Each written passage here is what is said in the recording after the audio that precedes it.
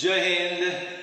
आज हमारे लिए हम लोग नेक्स्ट पॉइंट कंटिन्यू करेंगे, पर एज यूजुअल जैसे मैंने पहले आपको कहा था, एक बार फिर से बोल रहा हूं, वीडियोस बार बार देखते रहें। कोशिश करें कि वीडियोस को आप लैपटॉप पे देखें। इसके साथ ही साथ आप हेडफोन्स का यूज करें, या बेस्ट वे है कि अगर आप क्लासरूम जैसा एक्सपीरियंस चाहते हो तो अपने लैपटॉप को छोटे स्पीकर्स कनेक्ट कर दें। चलिए स्टार्ट करते हैं बिना टाइम गवाए, क्योंकि हमारे पास वैसे ही काफी टाइम कम होता है। Let's start our topic. हमारा कल का टॉपिक था चैप्टर माइक्रो ऑर्गेनिज्म, और चैप्टर माइक्रो ऑर्गेनिज्म में पहला टर्म हमने देखा बायोलॉजी। ठीक है, आप बताइए। Branch of science that deals with study of living organism. Branch of science that deals with study of living organism is called as biology. Second आया हमारे लिए microorganism, the organisms which are not seen by naked eye. ऐसी organism जो हमारी आंखों से दिखाई नहीं देते, जिन्हें देखने के लिए सोफिस्टिकेटेड इंस्ट्रूमेंट की आवश्यकता पड़ती है, स्पेशलाइज्ड इंस्ट्रूमेंट की नीड होती है, that is called as micro organism. So the organisms which are not seen by naked eye is called as micro organism. अब आ रहा है microbiology, branch of biology that deals with branch of biology that deals with study of microorganism। तो जहां पर microorganism को study किया जाता है उसे माइक्रोबायोलॉजी कहते हैं, और जो पर्सन माइक्रोऑर्गेनिज्म को स्टडी करता है उसे microbiologist. The person who studies microorganism is called microbiologist. अब आ रहा माइक्रोस्कोप, द डिवाइस और the instrument, the device or the instrument which is used to study microorganism। Microorganism को स्टडी करने के लिए जो डिवाइस यूज होता है that is called as microscope। Protozoa, algae, fungi, bacteria and viruses are the examples of microorganism। Father of microbiology Anton von Leeuwenhoek। और shape के बारे में आपको याद होगा, मैंने कहा था पॉलीमॉर्फिक। माइक्रो ऑर्गेनिज्म कई प्रकार के शेप में, कई प्रकार के फॉर्म में पाया जाता है, और क्योंकि ये डिफरेंट शेप और फॉर्म में पाया जाता है, that's why it is called as here polymorphic. As it occurs in different forms and shape, it is called as polymorphic. अब हम लोग कंटेंट को आगे बढ़ाएंगे, आज वाले टॉपिक की तरफ आएंगे। देखते हैं आज का टॉपिक हमारे लिए कौन सा आएगा। Let's continue. आज हमारे लिए पहला माइक्रो ऑर्गेनिज्म आ रहा है, और हमारा फर्स्ट माइक्रो ऑर्गेनिज्म है आज के लिए, दैट इज प्रोटोजोआ। हमने बोर्ड पे हेडिंग लिख दी है protozoa. I will tell you here, proto means first, or it is also called as primitive, यानी जो बहुत ही पुराने टाइप के हैं, जो या सबसे पहले जो आए हैं, उन्हें कहते हैं हम लोग फर्स्ट या प्रिमिटिव। अगर मैंने कहा कि द कार इज प्रिमिटिव और it is a primitive car, तो इसका मतलब होता है कि ये पुराने टाइप की, एंशियंट टाइप की कार है। मैंने कहा it is a primitive building, तो कहा गया कि ये पुराने जमाने की बिल्डिंग है। एग्जैक्टली वैसे ही हमने कहा प्रोटो का मतलब हुआ यहां पे अर्लियर, प्रिमिटिव या फर्स्ट। जोआ, ZOA, जोआ का मतलब होता है जोन, और जोन का मतलब होता है एनिमल। तो अब मैंने दोनों को मिला दिया, क्या हो गया? It is the category of primitive animal. It is the category of primitive animal।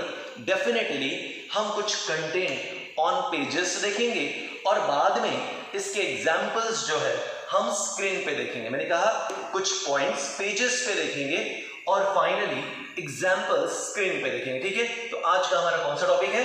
Protozoa. So let's start on the page that is protozoa. सारे पॉइंट्स बोर्ड पे लिखने के लिए काफ़ी मुश्किल होते हैं, इसलिए ऑन पेजेस मैं आपको बता रहा हूँ। इसी का यहाँ पर बाद में फ़ोटो या इमेजेस हम आगे भेजेंगे आपको। चलिए ध्यान दें, प्रोटोजोआ। अभी मैंने आपको फर्स्ट पॉइंट कहा, क्या कहा था? प्रोटो। प्रोटो का मतलब होता है फर्स्ट या प्रिमिटिव, और जोआ जो है ये वर्ड जोन से आया है, और जोन का मतलब होता है एनिमल। तो zoa comes from zoon and zoon means animal. तो अब हमारे लिए दोनों को मिलाने के बाद पहला पॉइंट क्रिएट हो गया। याद रखें, first point, it is the category of, it is the category of primitive animals। तो पहले ही नंबर पे आ गया, it is the category of primitive animals। तो इस धरती पे, इस प्लैनेट पे, इस धरती पे जो सबसे पहले एनिमल्स आए, उन एनिमल्स की कैटेगरी को कहते हैं प्रोटोजोआ। आई होप आपने सुना, रिपीट करता हूँ, इस धरती पर, इस प्लैनेट पर जो सबसे पहले एनिमल्स आए हैं, उन एनिमल्स की कैटेगरी को कहते हैं प्रोटोजोआ। आगे, it is the category of unicellular animal. No doubt primitive animals है, पर सारे जो एनिमल्स होते हैं उनके शरीर में सिर्फ एक सेल होता है। अब यहाँ पे सिंगल सेल को कहते हैं यूनिसेलुलर, और एक से ज़्यादा सेल है तो मल्टी सेलुलर। आई होप आपको याद आया होगा, कल मैंने क्लासिफिकेशन किया था, classification of micro organism on the basis of number of cell. Number of cell के आधार पे एक सेल यूनिसेलुलर, बहुत ज़्यादा सेल मल्टी सेलुलर, पर protozoa it is the category of animal that all the animals are unicellular. तो ये primitive animals की कैटेगरी है, सारे एनिमल्स जो यहाँ पे होते हैं वो यूनिसेलुलर है। Okay, next important point, protozoa में प्लीज़ ध्यान से देखो, they are polymorphic in shape. They are polymorphic in shape, अलग अलग प्रकार के शेप में होते हैं, अलग अलग प्रकार के इनके आकार होते हैं, डिफरेंट शेप या डिफरेंट फॉर्म्स होते हैं, इसलिए इसे कहा पॉलीमॉर्फिक इन शेप। तो डिफरेंट शेप है पॉलीमॉर्फिक। आगे कहा they are non green in colour. आमतौर पे जो प्रोटोजोअन्स होते हैं नॉन ग्रीन हैं। Why they are non-green? Because they don't have chlorophyll. They don't have chlorophyll. तो हमारे लिए प्रोटोजोआ में क्लोरोफिल एब्सेंट है। क्लोरोफिल एब्सेंट है इसलिए वो नॉन ग्रीन है, और जो नॉन ग्रीन है वो अपना फूड खुद तैयार नहीं करता है। The organism which depends on other for their food is called as heterotrophic. दूसरों पर डिपेंड रहने वाला हेटेरोट्रॉफिक। तो प्रोटोजोआ हेटेरोट्रॉफिक है, प्रोटोजोआ नॉन ग्रीन है, प्रोटोजोआ में क्लोरोफिल नहीं है, प्रोटोजोआ पॉलीमॉर्फिक शेप का है, प्रोटोजोआ यूनिसेलुलर है, प्रोटोजोआ प्रिमिटिव एनिमल्स है, protozoa living in water, soil or in the body of host or in the body of host। तो ये हमारे शरीर में हो सकते हैं, गाय भैंसों के शरीर में हो सकते हैं, शिप या गोट के बॉडी में हो सकते हैं, यानी लिविंग ऑर्गेनिज्म के अंदर है तो होस्ट के अंदर है। हाँ, सॉइल में हो सकते हैं, वाटर में भी हो सकते हैं। आप जानते होंगे the living place of an organism, the dwelling place of an organism is called as habitat. तो जहाँ पे एक ऑर्गेनिज्म रहता है उसे हैबिटेट कहते हैं। हमारा प्रोटोजोआ का हैबिटेट सॉइल, वाटर या होस्ट का बॉडी है। आगे लोकोमोटरी ऑर्गन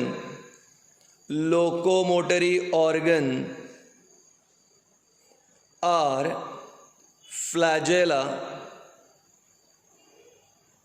सीलिया और सूडोपोडिया।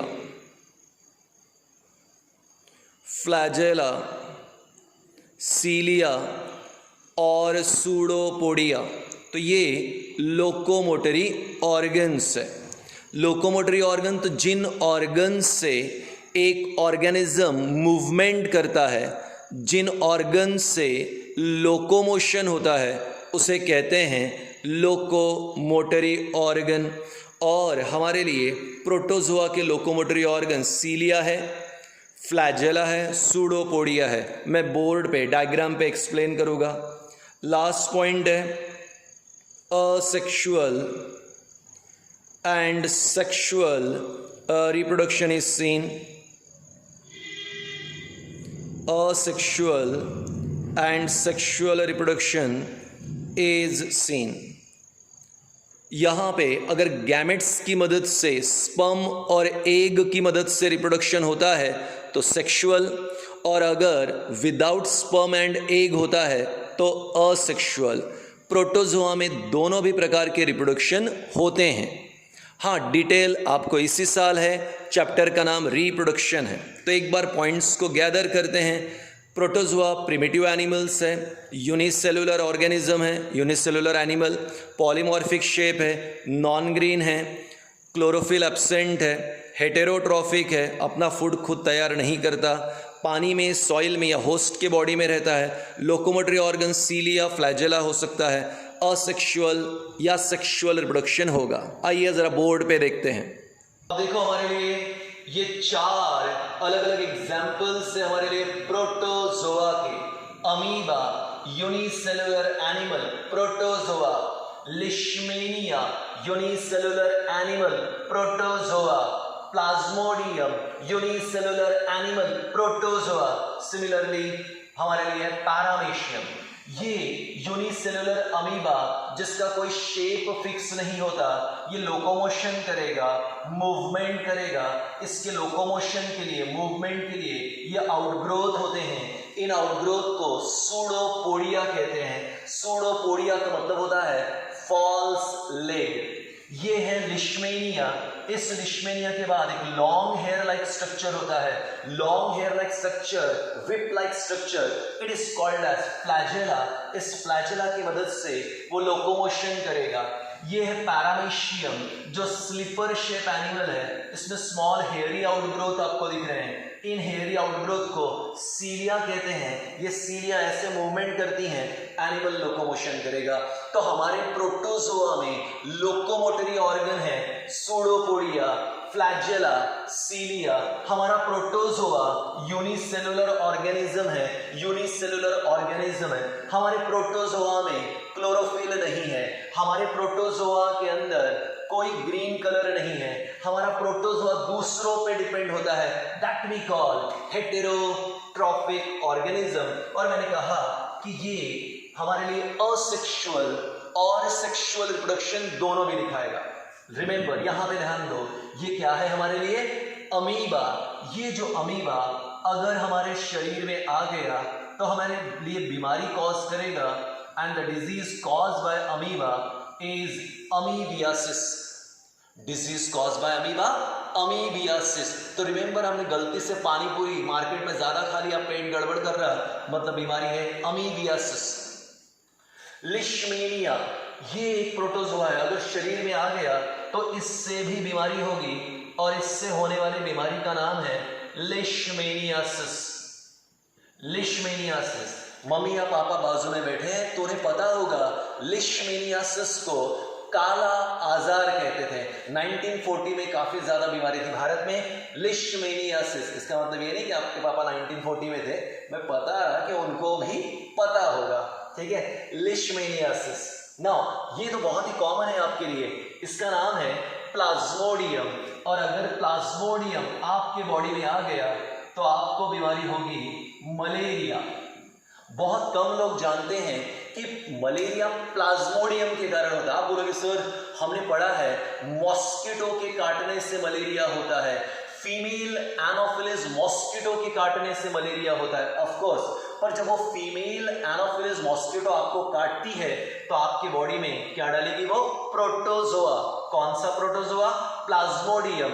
और ये प्लाज्मोडियम के कारण क्या होगा? मलेरिया। आज अगर फीमेल एनोफिलिस मॉस्किटो ने आपको काट लिया तो एग्जैक्टली 8 दिनों के बाद आपको ठंड लगकर बुखार आएगा, दैट वी कॉल, ठीक है, ठंडी लागून ताप आला, that we call malaria. So paramecium, plasmodium, leishmania, amoeba, all are protozoa. चलो पॉइंट जल्दी जल्दी गैदर करते हैं। प्रोटो मतलब क्या हुआ? First, zoa, zoon, zoon animal, that is the category of primitive animal. Number 2 sir unicellular है, ओके, शेप पॉलीमॉर्फिक है, कलर नॉन ग्रीन है। क्यों नॉन ग्रीन? क्लोरोफिल एब्सेंट है। खाना सर दूसरों पे डिपेंड रहता है, हेटेरोट्रॉफिक, शेप पॉलीमॉर्फिक है। लोकोमोटरी ऑर्गन सूडोपोडिया, फ्लैजेला और सीलिया। और reproduction asexual and sexual reproduction. Example amoeba, malaria, लिशमेनिया, paramecium. I hope अब आपको ये सेकेंड लेक्चर, थ्योरी लेक्चर आपको ध्यान में आया। 2 बार या 3 बार वीडियो देखिए, मैं ये फोटो भी आपको सेंड करूंगा। Okay, thank you, take care.